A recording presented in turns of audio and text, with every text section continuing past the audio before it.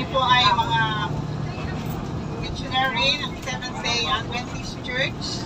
At kami po ay sa hapong ito ay bibigay sa inyo ng mga mensahe na galing sa banal na kasulatan.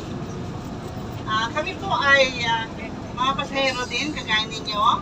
At kami ay hindi maghihingi sa inyo ng donasyon o pondo para sa missionary.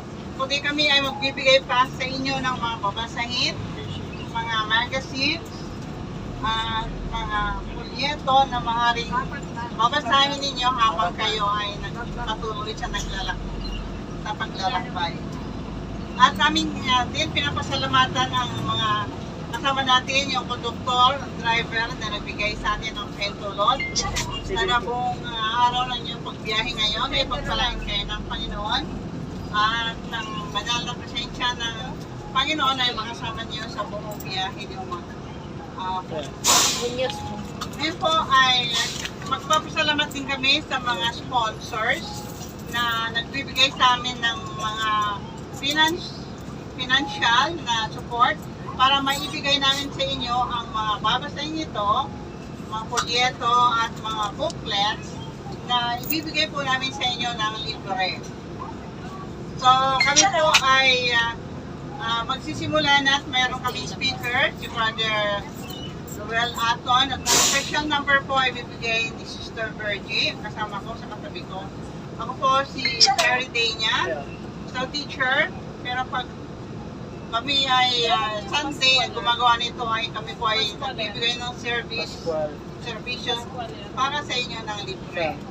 Tayo po ay manalangin sa pasimula. Mga banal, sa hapong ito kami nagpapasalamat na kami ay binigyan ng pagkakataon na magbigay ng mensahe galing sa banal na kasulatan, galing sa itaas, Panginoon, upang magbigay ng balita sa mga kasama namin dito sa bus.